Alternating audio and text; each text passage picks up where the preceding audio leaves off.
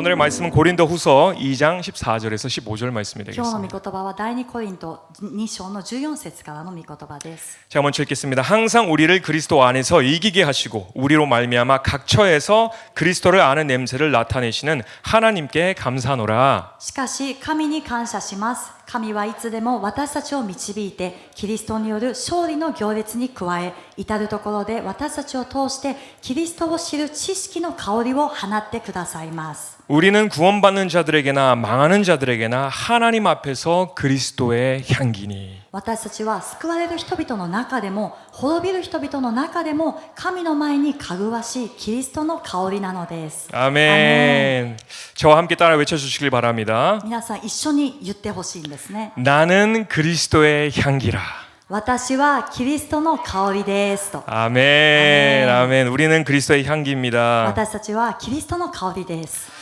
오늘 우리는 크리스천인 내가 어떤 부르심을 받았고 또 무엇을 위해서 이 세상에 보냄을 받았는가를 사도 바울의 이 말씀을 통해서 좀 해석해 보길 바래요. 私たちがクリスチャンとしてこの地上に来た目的、そして何によって召されているかということを使徒パウロの言葉を通して見ていきたいと思います。 우리가 그리스도의 향기라고 사도 바울은 말하고 使 있습니다. 徒パウロは私たちはキリストの香りですと言ったんですね。 우리 인간이 50년 전만 되돌아가 보더라도 오감 중에 아주 중요한 감각 중 하나는 바로 후각이었습니다. 50年ほど前をこう振り返ってみても私たち人間にとって重要なこの五感のうちですね、重要なものは嗅覚っていうふうに言われていたんです。 왜 50년 전이라고 말씀드리자면 なぜ50年前って言ったかというと、 이 현대 사회에는 시각과 청각의 모든 것이 집중되어 있는 그런 사회에서 우리는 살고 있어요. 今の現代の社会では私たちが視覚とそして聴覚に全てが集中している、そういう社会に今生きているんです。 그래서 텔레비나 라디오, 신문, 미디어 이런 모든 것들이 청각과 시각으로 와요. 우리에게 정보들이. ですからテレビ、そしてラジオ、またいろんなものが私たちの視覚と聴覚を通してやってきます。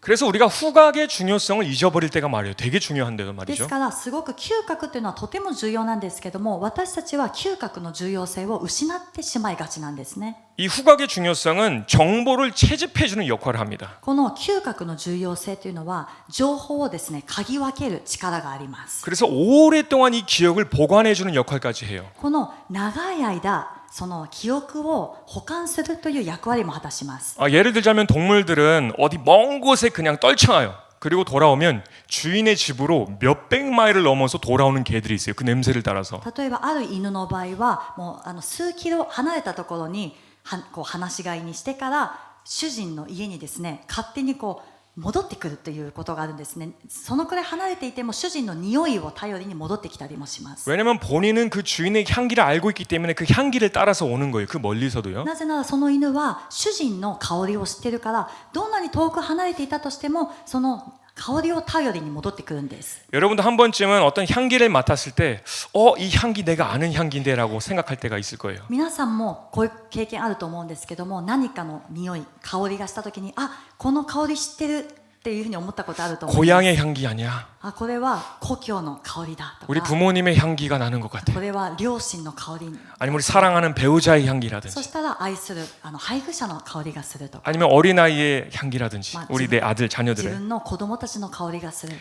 근데 그 기억과 함께 추억들도 되살아 올라온다라는 게 되게 중요한 것 같아요. でもその不思議なことは嗅覚、匂いとともに思い出も一緒にこう蘇ってくるんですね。 그 사람의 정보만이 아니라 그 과거의 추억까지도 같이 올라와요. 그래서 기억력에 아주 중요한 역할을 한다라는 거예요. その知っている香りだというだけではなくて、その場所、昔に戻ってその懐かしさを覚えるくらいのそういう重要な役割も果たします。 만약 저에게 저의 눈을 가리고 귀를 막고 제가 예전에 살았던 브라질이나 미국, 한국, 일본 이렇게 어디에든지 던져놔도 もしですね、皆さんが私の目をこう隠して目隠しをして私が以前、住んでいたアメリカ、ブラジル、韓国、日本のどこにでも皆さんが私を置いといたとしましょう。 지금 어디 있습니까라고 물어봤을 때 저는 답할 이 자신이 있어요.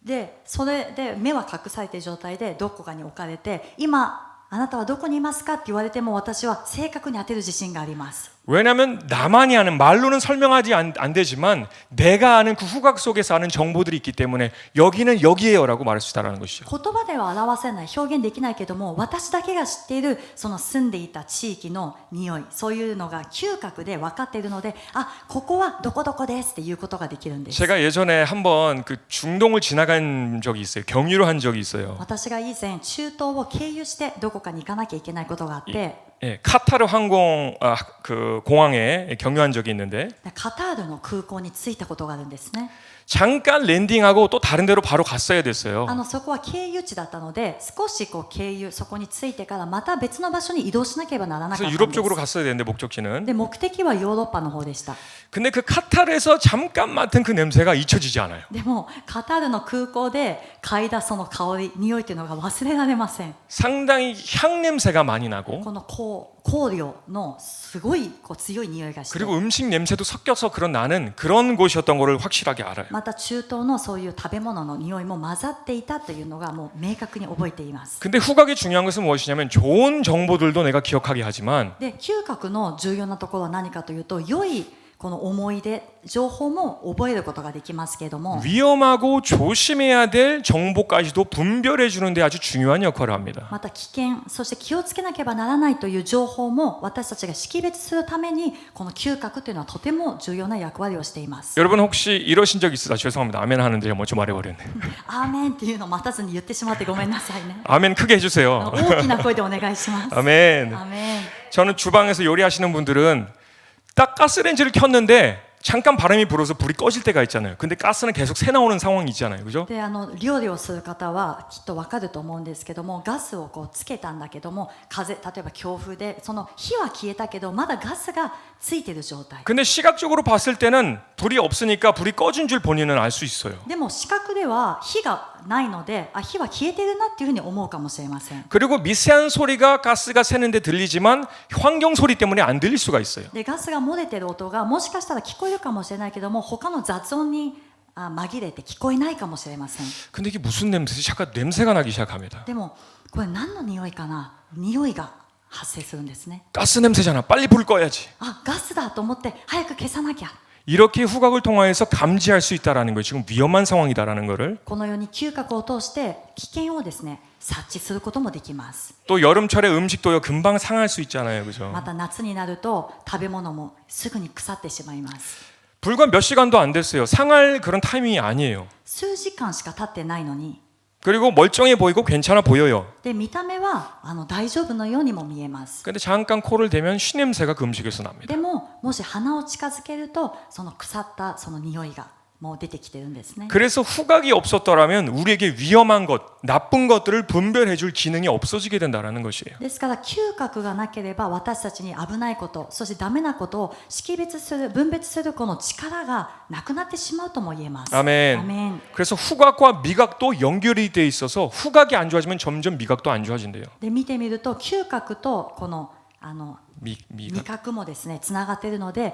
嗅覚がこう衰えていくと味覚にも影響してきます 그래서 제가 말씀드리고 싶은 것은 후각은 좋은 것을 기억나게 해주기도 하고 위험한 것에서부터 우리를 보호해주기도 합니다. 嗅覚というのは良いものを私たちに思い起こしてくれるそしてまた危ないもの危険なものから私たちを守ってくれるもの 아멘. アメン 근데 사도 바울은 우리에게 너희는 그리스도의 향기라라고 말하고 있어요. でも使徒パウロは私たちにあなた方はキリストの香りなのですと言われたん 이 です 그리스도의 향기가 될 수 있는 조건부터 제가 먼저 말씀드리고 싶습니다. キリストの香りになる条件からまず皆さんにお伝えしたいと思います 우리가 먼저 알길 바라는 것은 그리스도의 향기가 된다라는 것은 내가 인위적으로 마치 향수를 뿌리듯이 내 자신에게 외부에서부터 안으로 뿌리는 것이 아니에요. こう先にお伝えしたいことはキリストの香りになるということは私たちが香水をつけるように外から何かをつけてこう匂いをこう出すというものではないんですね 사도 바울이 말하는 그리스도의 향기란 우리의 근본에서부터 나와야 되는 향기예요. 使徒パウロが言っているキリストの香りというのは私たちの内側から出てこなきゃいけない香りなんです 아멘. アメン 많은 크리스천들은 노력을 많이 합니다. 이 향수를 뿌리기 위해서. 多くのクリスチャンはこの香りを放つために、香水をつけるために努力をたくさんします。 선행도 하고 봉사도 하고 사람들에게 도움을 줌으로써 자기 나름대로 그리스도의 향기를 내려고 애를 써요. 良い行いをして奉仕をして人を助けて自分なりにこの香りをですね放とうとは努力します。 근데 사도 바울이 말하는 그리스도의 향기는 어떤 향기냐? 우리의 삶이 모든 영역에서 주님께 드려질 때에 나타나는 향기다라는 거예요. しかし使徒パウロが言っているキリストの香りというのはどういう香りなのか。私たちのすべての領域においてすべてを主に捧げたときにこれが放たれる香りなんです。 아멘. 그리스도의 말씀에 온전히 순종되어질 때에 그때의 근본에서부터 그리스도의 향기가 뿜어져 나오게 되는 것이. キリストの御言葉に完全に従順したときにその時内側からキリストの香りが出てくるようになります。 아멘. アメン。 제가 예전에 미국에서 신학교 다닐 때 수시맨 말고도 여러 가지 일을 한 적이 있어요. 私が以前アメリカで進学校に通っていた時にその寿司の仕事以外にもですね他の仕事もしていたことがあります。 이것도 수시집이랑 좀 연결이 되어 있는 이야기인데요. でこれも全てこの、以前のですね寿司の話につながっていく話ですけども 제가 일하는 수시집에서는 매월 연락 없이 청결 상태를 점검하는 이 조사관이 항상 왔었어요. 연락 없이. でいつも私が働いていたその寿司のところではお店ではこう連絡とか事前に連絡がなしにこう人のをですね調査する人っていうのがよく来てたんです、 그래서 ね、 마구 그냥 들어와요. 주방으로 들어와요. 何も言わずに厨房の方に入ってきます。 그리고 폴더를 딱 보면서 체크를 하기 시작해요. 막 자기 마음대로 이제 열죠. 왜냐면 조사관이니까. で調査官ですからもういろんなフォルダとかも開けてなんか開けてそして自分でチェックし始めるんです。 음식을 어떻게 관리하고 있는지 냉장고 안에서도 고기는 위에 있으면 안 되고 아래에 있어야 되고 この食べ物をどのように管理しているのか肉は上にあっちゃダメ下になきゃいけないとか 그리고 야채가 위에 있어야 되고 それで野菜が上にあるべきだ 그리고 제가 그분을 담당하는 사람이어서 그분과 친해지게 되었어요. で私がその人をですね担当する人だったので仲良くなったんです。 근데 제가 항상 물어보는 말이 있어요. でもその人が来るたびに私に聞く言葉がありました。 너는 영어도 잘하고 스페인어도 잘하고 한국말도 잘할 텐데 왜 이런 데서 일하니? 라고 항상 물어봤어요. あなたは英語も上手だしスペイン語も上手だし韓国語も上手なのになんでこんなところで働いてるの？ 차라리 미국 공무원이 되든지 공무원 시험을 보든지 もう 나처럼 アメリカで私のように公務員になる試験を受けたらどうだ？ 아니면 다른 일을 하면은 더 많이 너에게 좋을 텐데 왜 이런 일을 하고 있냐 고생하고 있냐라고 それ 물어보더라고요. で他の仕事すればあなたにはもっと有益なことがたくさんあるのになんでこんな苦労しているのかって言われたんで 근데 す。 보통 말들은 그렇게 다 할 수 있잖아요, 누구나 그죠? でまあ言葉ではいくらでもそういう話っていうのはありえるので 근데 한 번은 비즈니스 카드 하나를 가지고 왔어요. でもある日ですね来た時に 영암 ビジネスカードの名刺を持ってきたんです。 근데 그 포틀랜드 지역에서 큰 로펌 회사가 하나 있었는데 사무실이었어. 로펌 변호사 사무실. でそのポートランドの地域で大きな弁護士事務所があったんです。 너 같은 사람을 찾는 것 같아서 소개시켜 줄 테니까 한번 가봐라. であなたのような人を探してるから紹介してあげるからちょっと行ってみなさい。 저는 전공이 신학이고 법은 전혀 공부한 적이 없으니까 で私の専攻はその当時も神学でしたからその法律を勉強したことはなかったので 뭐 전혀 가능성이 없을 거라고만 생각했어요. で可能性はゼロじゃないかなと思ってたんです。 근데 인터뷰 날짜에 면접을 하게 그래서 가게 됐는데 でインタビューのその面接の日に時間を取ってそこに行きました。 먼저 어떤 히스패닉 분이 제 앞에 서가지고 언어를 조금 테스트를 하더라고요. で最初このスペイン語を話す人が私の前に立ってスペイン語のテストを始めたんです。 그리고 담당 변호사님 앞에서 이제 인터뷰를 그때 이제 본격적으로 하게 됐죠. そして担当の弁護士の前でその本格的な面接が始まりました。 근데 바로 앞으로 이런 일을 할 거라고 하는 거예요. でもすぐ 뭐 にです 인터뷰가 ね 따로 없이. 合否とかは関係なくもうこれからあなたはこういうことをしますよって言われたんです。 앞으로 담당할 고객은 히스패닉 분들인데 영어를 잘 못하는 분들. でこれからあなたが担当するそのお客さんっていう顧客は、ヒスパニックの英語をよくできないスペイン語を話す人たち 그리고 아시아인들 담당이 되어서 그들에게 나아가서 이야기를 하고 そしてアジア人たちの担当になって彼らの代わりに話を通訳をしたり 그리고 물어봐야 할 그 폼이 있어요. 그래서 그거에 맞춰서 물어보고 또 그 응답을 받아내야 되는 거죠. 정보를. そして聞かなきゃいけない何かたくさんあるのでそのフォームをですねもらってこれを聞いてそして答えを得なければならないと言われました。 그거를 영어로 번역을 해가지고 변호사님한테 전달하면 되는 거예요. 제출하면 되는 で 거예요. それを私がそのアジアとかスパニッシュを聞いてから英語で私が翻訳して担当の弁護士に渡せばいいんです。 그래서 인터뷰는 금방 그렇게 끝났어요. 언제부터 나오라 이런 식으로. で面接はもうすぐに終わって、じゃあいつから出勤してくださいって言われたんですね。 그리고 나서 점심 같이 먹으러 가자고. でじゃあお昼一緒に食べに行きましょうと誘われて、 그래서 거기서 식사를 하면서 이런저런 얘기를 하기 で 시작했습니다. 食事をしながらいろんな話をし始めました。 어떻게 스페인어를 배우게 됐냐? 혼자 공부했냐? 아니면 그 나라에서 살았냐? どうやってスペイン語を話せるの？独学したの？それともその国で暮らしたことがあるの？ 전공은 뭐냐? 꿈은 뭐냐? 이런 질문들을 자꾸 하더라고요. 専攻は何？それ夢は何？といろんなことを聞かれました。 마지막에는 부모님이 뭐 하시냐라고 했는데 선교사이시자 목회를 하시는 분이시다라고 そ 말씀드렸어요. して最後に両親は何をされている方なんですかって言われたので、宣教師でもあり、また牧会をしている牧師でもありますって答えたんです 그래서 ね。 이 지역에서 목회를 지금 하고 계신다. この地域で今牧会をされていますと。 근데 그 말을 하는데 그분이 당황을 하시더라고. 얼굴이 でも 빨개지시더라고요. その言葉を言った時にその方がですね、って思って顔がちょっと赤くなっていったんです。 그래 왜 그러시냐라고 물어보니까 どうしたんですかって聞いたら、 신신당부하듯이 이런 말씀을 하시더라고요.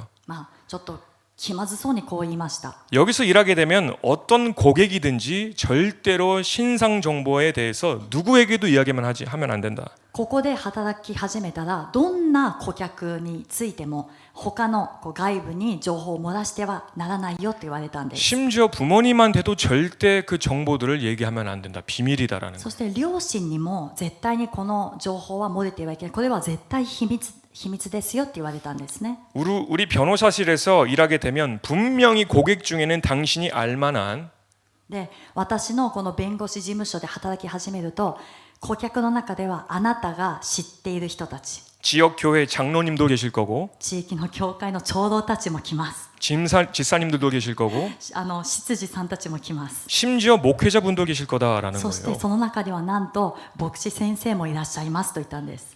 그들이 연루되어 있는 사건에 대해서 절대 비밀을 지켜야 된다라는 거예요. で、彼らが関連している、事件については絶対秘密を守らなければなりません。 저는 그때부터 그분들이 피해를 당한 분들이라고 저는 생각했어요. 순수히. で、私はですね、それ聞いたときに、牧師先生と執事さん、そして長老さんたちはみんな被害を受けた人なんだなと純粋に思ってたんですね。 근데 뭐라고 하냐면 皆さん、でもなんと、 누구누구 장로님은 ある〇〇長老さんは 불륜으로 인해서 이혼 분쟁에 지금 있고요. 今不倫によって、離婚の紛争中にあります。 어떤 분은 세금 탈세를 통해서 지금 고발당하고 있고요. また何々さん、その教会に行っているですね、何々さんは脱税で今こういうことをされています。 그리고 교회 안에서 아내분들과 나가신 분들이 서로 분쟁해서 고발하는 상황이 되고요. そして教会の中でも、妻同士で、妻でですね、何か争い事があってお互い告発して訴えています。 저에게는 너무 충격적인 말이어가지고 음식이 입에 안 들어가더라고요. 私にとってはあまりにも衝撃的な内容だったので、もう食が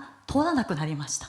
처음에는 좀 충격적이겠지만 그냥 일로 생각하면 된다. 잊어버려라. そしたら彼が言ったんですね。最初は衝撃的だと思うけど、もう仕事だと思って割り切れば忘れるからって言ったんです。 그리고 마지막 말이 뭔 줄 알아요? 皆さん、最後の言葉が、 나도 원래 열심히 신앙생활 했는데 이 일 시작하기 시작하면서 교회 안 다니기 시작했다라고 했어요. その彼が言ったんですね。私も最初は熱心に信仰生活していたクリスチャンだったんだけども、この仕事を始めてからあまりにも見えてきたから、もう教会に行かなくなったと言ったんです。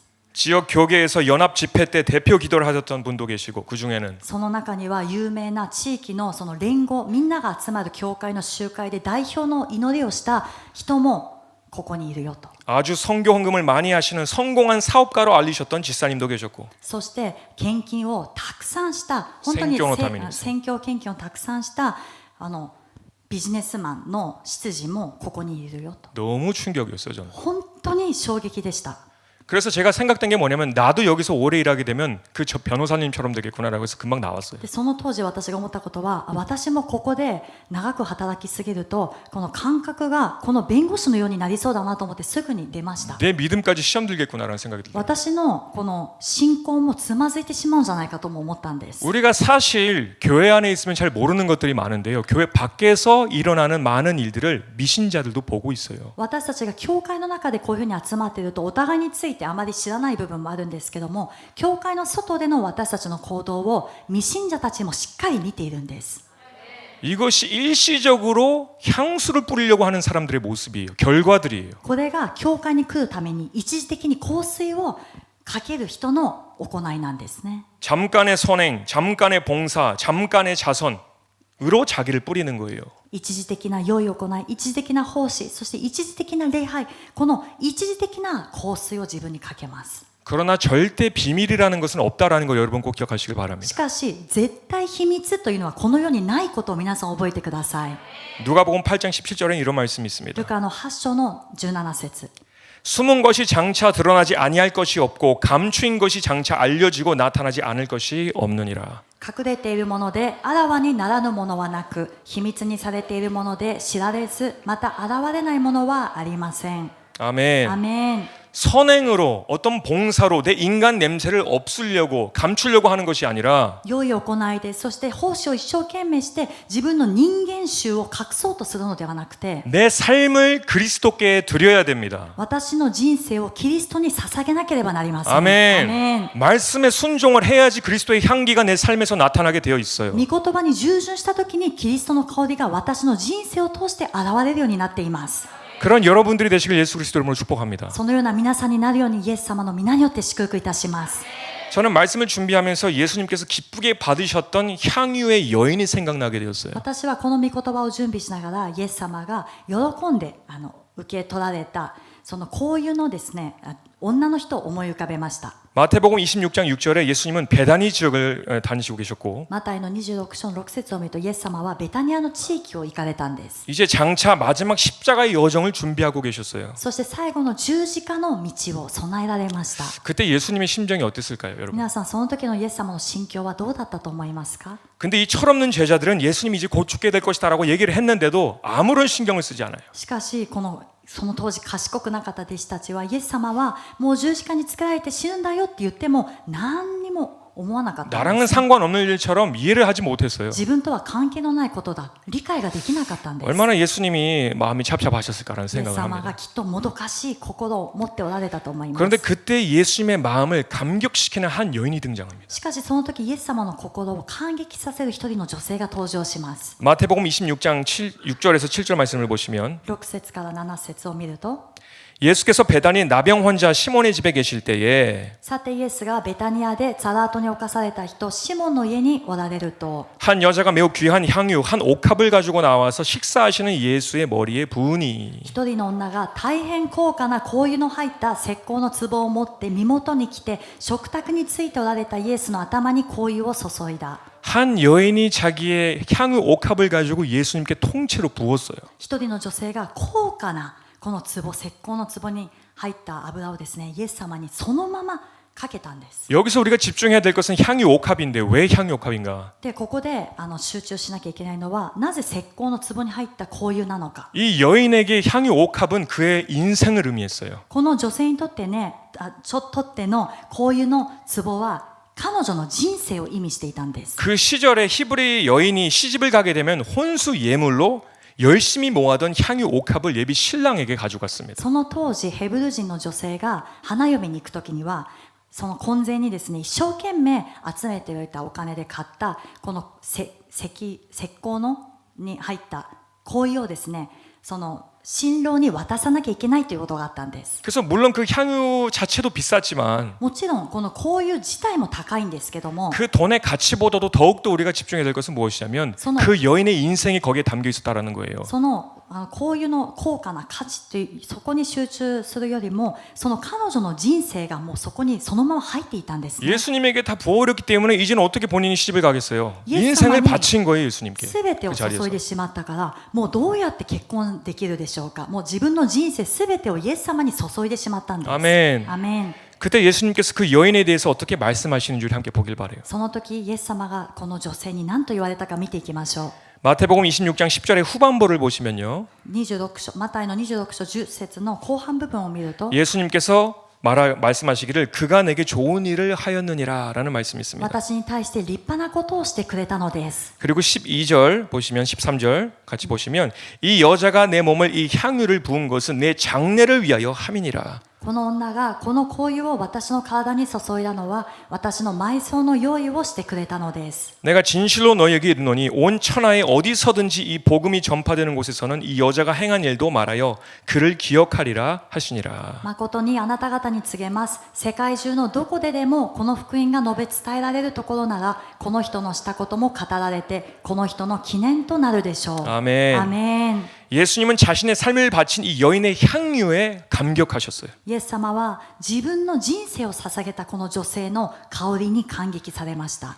예수님의 그 복잡한 심정을 위로하듯이 이 향유가 뿌려졌을 때 그분께서는 기쁘게 받으시고 이것이 장차 장례에 대한 예물로 받으신 거예요. イエス様の心がもどかしいと思っていたその時にこの女性が全てを捧げた香油の香りによってイエス様がそれをですねこれからの記念にもなるだろうと言って受け取ってくださったんです。 아멘. アメン。 예수님이 기뻐하시는 향유가 어떤 향유였습니까? イエス様が喜ばれる香り、どういう香りだったのか。 삶이 바쳐진 향유였어요. 人生が捧げられた香りでした。 아멘. 예수님께 인정받는 향유가 되고 싶으십니까? イエス様に認められる香りになりたいと思いますか？ 아멘. アメン。 주님께서 영영토록 기억할 향유가 되고 싶으십니까? 主が永遠に覚えておられるそういう香りになりたいですか？ 아멘. アメン。 그럼 내 삶의 모든 영역을 주님께 바치는 우리 모두 되시길 축복합니다. そしたら私たちのすべての人生の領域をすべてを主に捧げる私たち一人一人になりたいと思います。 여러분의 삶에서 나타나는 그 향유의 향기는 주님에게 연락되어지고 주님께서는 기억하신다고 하세요. 皆さんのその人生で捧げられた香りというのは主にちゃんと到達して主はそれを覚えられると言われました。 아가서 1장 12절 13절을 보시면 이런 말씀이 있어요. 画家の一章の2節から見ていくとこう書いてあります。 12節 13節왕이 침상에 앉았을 때 나의 나도 기름 같은 마리아가 뿌린 향유에 똑같은 기름이에요. 나드 기름이에요. 향기를 뿜어냈구나. 王が宴の座についておられる間私のナルドは香りを放ちました。このナルドというのは先ほどの女性が香油を注いだのもナルドの香油だったんです。 나드 기람이라는 것은 똑같은 것을 말하는 것이에요. ナルドの香りというのは同じです。 자 13절 나의 사랑하는 자는 내 품 가운데 모략 향 주머니요. 私の愛する方は私にとってはこの乳房の間に宿る没薬の袋のようです。 아멘.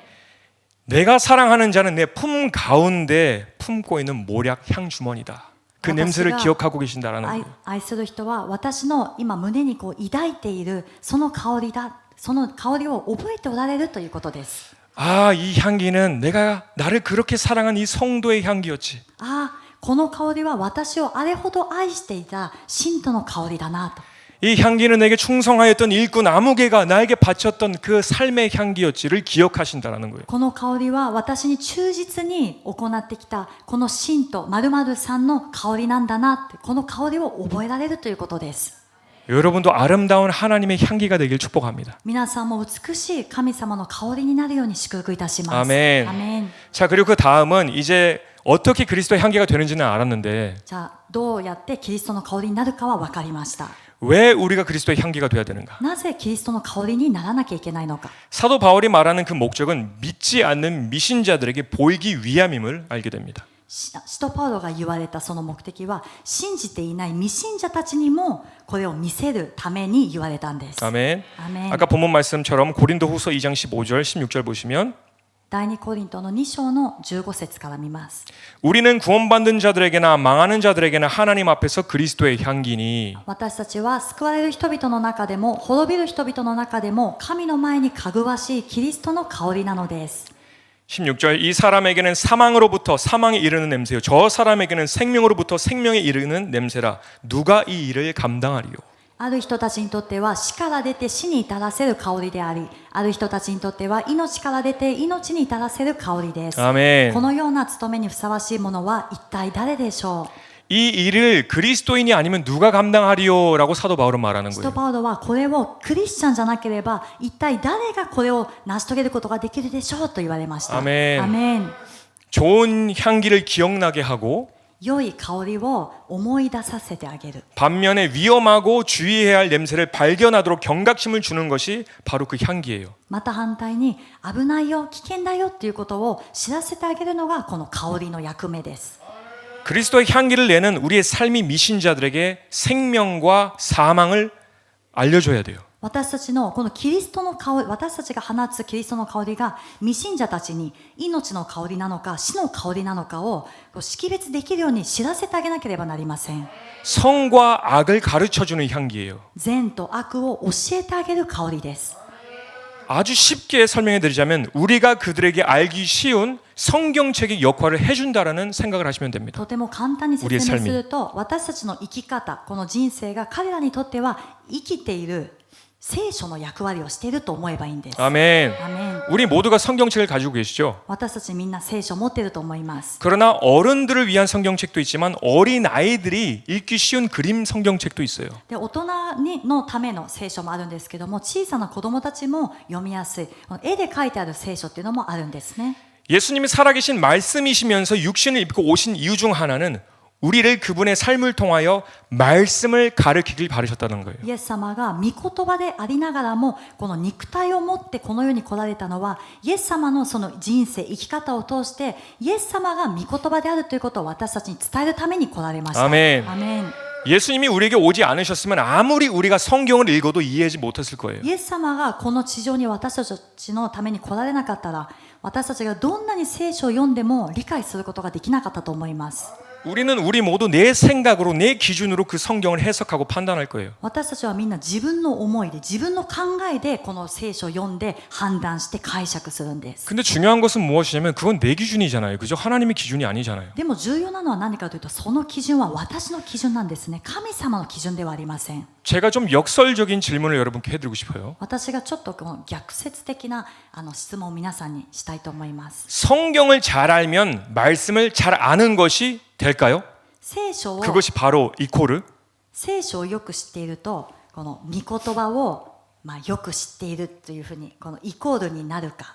성경을 잘 알아도 하나님의 말씀을 모르는 바리새인들은 그럼 뭐가 되는 것입니까, そ 여러분? したら聖書をよく知っているけども神様の御言葉を知らないパリサイ人はじゃあ何でしょうか。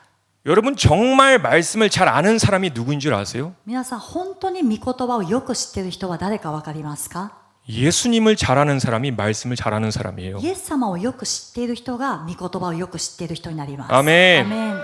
예수님의 성품을 닮은 사람이 말씀을 잘 아는 사람이에요. イエス様の品性に似た人が御言葉をよく知っている人だと言えます。 아멘. アメン。 예수님께서 말씀이시고 말씀이 예수님이시기 때문이에요. イエス様が御言葉であって御言葉がイエス様であるからです。 성경은 예수님을 향해서 나타나지는 길, 인도하는 길이에요. 결국에는 the 말씀은 예수님이에요. この結局聖書はイエス様のところに私たちを導く道になるんですね。結局イエス様がそのザ・御言葉になります。 아멘. アメン。 저는 글을 공부하지 못해서 성경을 읽지 못하는 옛 믿음의 선배들을 기억합니다. 私は文字を習うことができずに聖書を読むことができなかったその信仰の先輩たちを思い浮かべることがあり 그래서 ます。 예전에 글을 공부하지 못해서 성경을 읽지 못하는 분들이 많으셨어요. ですから以前は昔は文字が読めないので聖書が読めないという人はたくさんいたんですね。 근데 그런 분들이 누구보다도 예수님을 잘 알았어요. しかしそういう方たちは誰よりもイエス様をよく知っていました。アメン。アメン。 그분들이 그 어떤 성경학자보다 말씀을 잘 이해하고 있었던 사람들이에요. 彼らはどの聖書学者よりも御言葉をよく理解していた人たちです。 아멘. アメン。 우리가 성경을 많이 알아도 the 말씀을 모를 수가 있어요. 이것을 잘 기억하세요, 여러분. 私たちがいくら聖書をたくさん読んで知っていたとしてもそのザ・御言葉を知らない場合があるということは心に留めなければなりません。 아멘. アメン。 하나님의 기준으로 말씀을 알아야 돼요. 神様の基準で御言葉も解釈しなきゃいけないんです。アメン。アメン。 우리가 미신자들에게 성경책 한 권 선물한다고 그들이 진리를 깨달을까요? 私たちが未信者に一冊の聖書をプレゼントするからといって彼らが真理を悟るでしょうか。 물론 그 중에는 특별한 하나님의 계시를 받는 분들도 계실 も 거예요. ちろんその中には特別な神様の啓示を受ける方も少数本当にごく少数いらっしゃいま 근데 す。 그 진리를 스스로 성경을 보면서 깨달은 사람들이 얼마나 될까요? でも実際のところ聖書を読みながらその真理を深く悟っていくという人はどのくらいいるでしょうか。 마찬가지로 미신자들은 그 진리를 몰라요. 同じように未信者は真理を知りません。 그렇기 때문에 우리를 그리스도의 향기, 즉 이들을 위한 살아있는 성경책이 되어주라고 우리를 부르셨다라는 것을 기억하시기 바랍니다. ですから私たちをキリストのこの香りそして生きている聖書として私たちを召されているということを必ず覚えてください。 아멘. 예수님은 우리 믿는 자들에게 분부하십니다. イエス様は私たち信じている人たちに言われます。 요한복음 15장 7절에서 8절 말씀. ヨハネの15章の7節からです。 너희가 내 안에 거하고 내 말이 너희 안에 거하면 무엇이든지 원하는 대로 구하라. 그리하면 이루리라. あなた方が私にとどまり、私の言葉があなた方にとどまるなら、何でもあなた方の欲しいものを求めなさい。そうすればあなた方のためにそれが叶えられます。 너희가 열매를 많이 맺으며 내 아버지께서 영광을 받으실 것이요 너희는 내 제자가 되리라. あなた方が多くの実を結び、私の弟子となることによって、私の父は栄光をお受けになるのです。 아멘. アメン。 예수님의 제자가 되기 위한 아주 근본적인 기본적인 원리가 바로 여기 있어요. イエス様の弟子になるための基本的な原理がまさにここに書いてありました。 누가 제자인가? 누가 열매를 많이 맺게 되는가? 誰が弟子なのか、誰が実を多く結ぶものになるのか。 너희가 내 안에 내 말이 너희 안에 거하면. 私があなた方のうちに、あなた方のうちに私の言葉がとどまるとき。 아멘. 아멘. 그러면 내 안에 있는 살아있는 말씀들이 운동력 있게 역사를 하게 되어 있어요. 내 삶을 통해서. そうなると私たちの人生を通して私たちの内側にある御言葉が本当に生きたこの活力を持って働き始めるんです。 아멘. アメン。 로마서 8장 29절의 말씀이 이런 말씀도 있습니다. ローマの8章の29節。 하나님이 미리 아신 자들을 또한 그 아들의 형상을 본받게 하기 위하여 미리 정하셨으니 이는 그로 많은 형제 중에서 맏 아들이 되게 하려 하심이니라. なぜなら神はあらかじめ知っておられる人々を御子の形と同じ姿にあらかじめ定められたからです。それは御子が多くの兄弟たちの中で長子となるためです。 아멘. 예수님의 형상을 본받는 것이라. イエス様の姿に似ていくこと。 아멘. 예수님의 삶이 복제되어지는 거예요, 우리의 삶에서. イエス様の生きたその証が私たちの人生を通してもこれが現れてこなければなりません。 아멘. 초대교회 미신자들은 정말 놀라운 일들을 행했어요.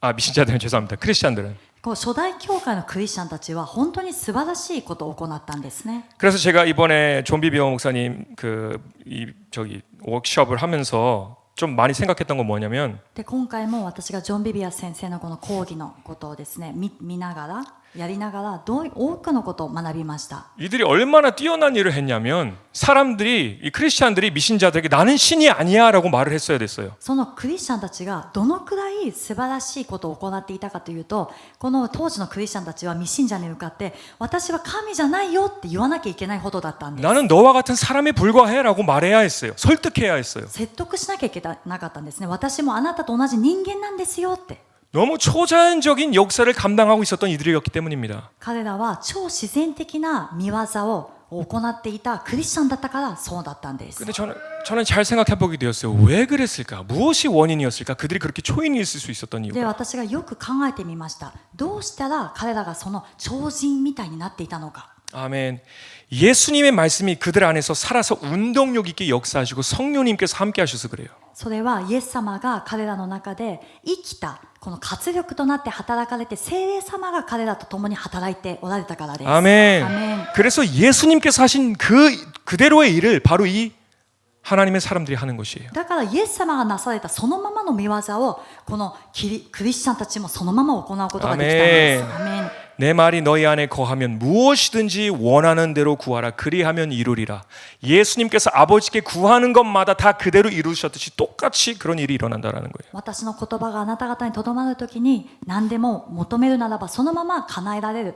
イエス様が父に求めたそのままをそれが受け取ったものをクリスチャンたちも同じように受け取ることができました。 아멘. アメン。 저는 여러분의 삶 속에서 많은 미신자들이 여러분을 보고 私は皆さんの周りでも皆さんの人生でも多くの未信者の方が皆さんを見て 당신이 이렇게 행복해하는 비결이 뭡니까? 라고 질문을 받는 여러분이 되길 축복합니다. あなたがこんなにも輝いて幸せなのはどうしてですかという質問を受ける皆さんになってほしいと思っています。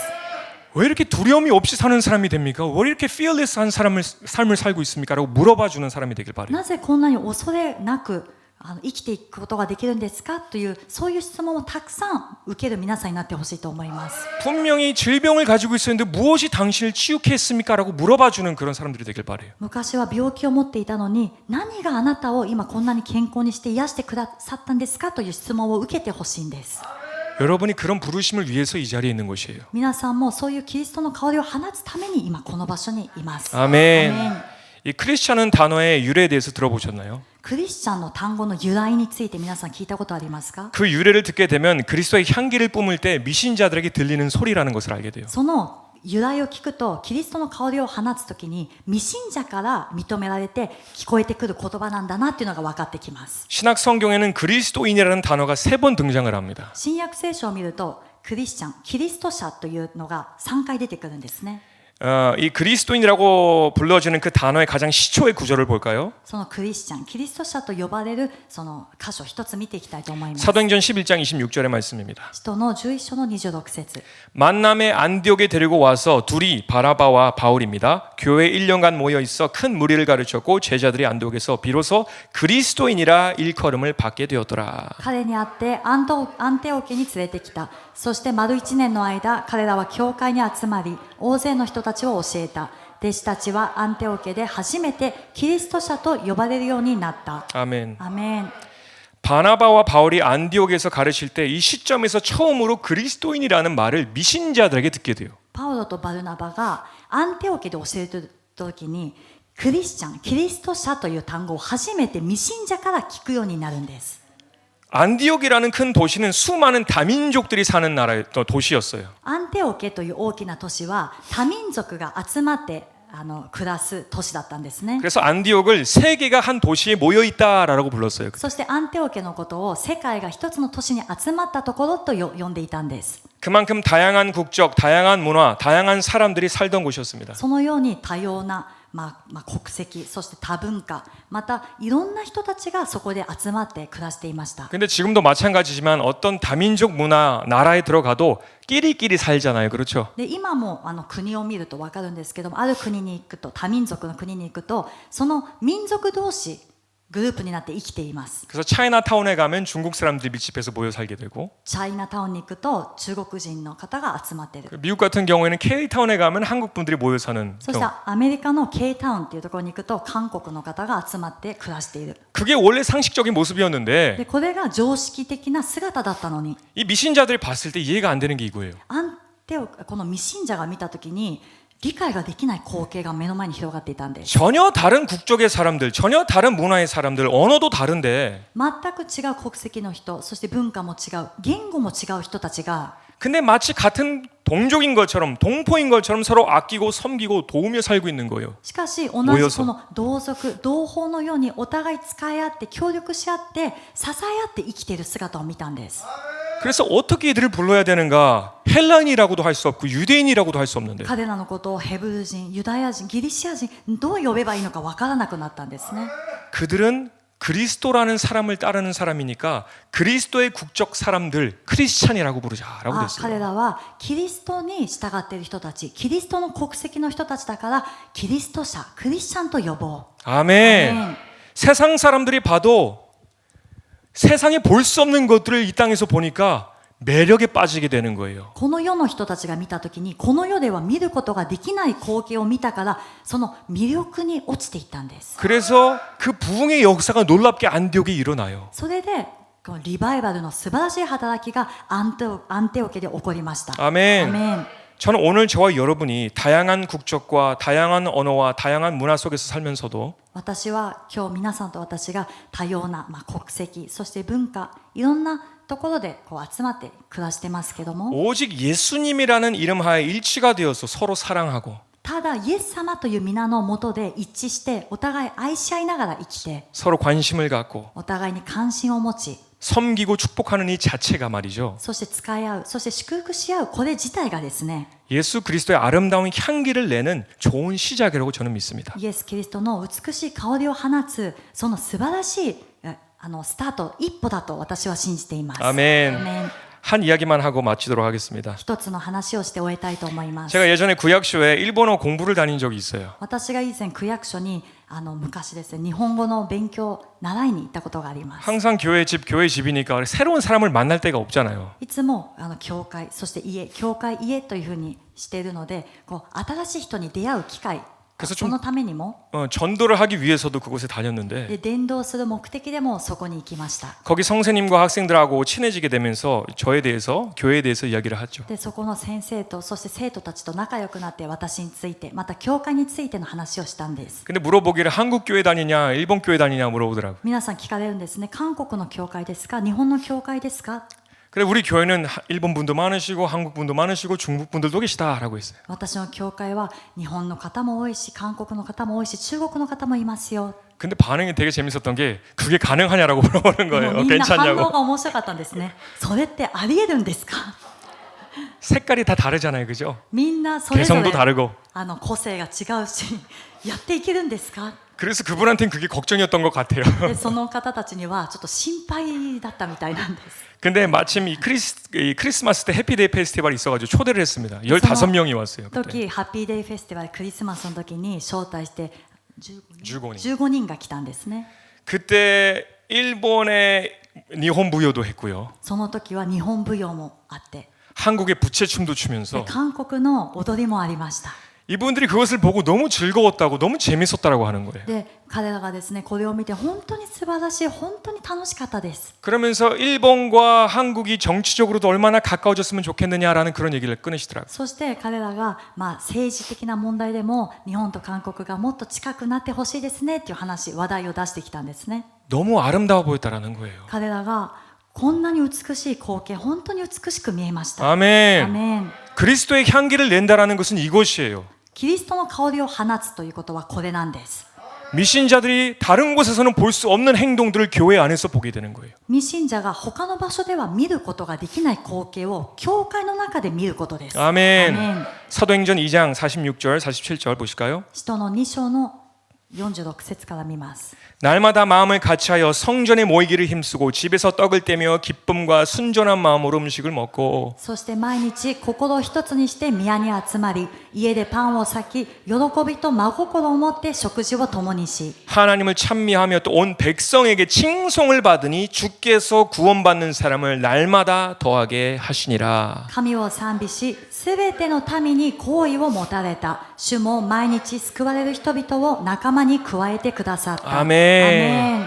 그리스도의 향기를 뿜어내니까 하나님께서 구원받을 자들 막 몰려 이렇게 모이게 하시는 거예요. キリストの香りを放つから神様が救われる人々をどんどん加えてくださいました。 아멘. アメン。 여러분이 전도해야 될 사람, 여러분이 섬겨야 될 사람들은 가장 가까운 사람들이 먼저입니다, 여러분. 皆さんが伝道するべき人、そして皆さんが使える人はまずは一番近い存在の人です。 아멘. 아멘. 가족에서부터 시작돼야 돼요. そのリバイバル伝道というのは家族から始まらなければなりません。 아멘. アメン。 여러분을 통해서 예수님의 형상이 나타나질 것이고 皆さんを通してイエス様の姿が現れるし、 여러분을 통하여서 하나님의 말씀이 전달되어지게 될 것입니다. そして皆さんを通して神様の御言葉が述べ伝えられていきます。 여러분을 통해서 옳고 그릇된 기준이 깨달아지게 될 것입니다. 皆さんを 미신자들에게. 通して未信者たちがこの善と悪の基準も悟るようになります。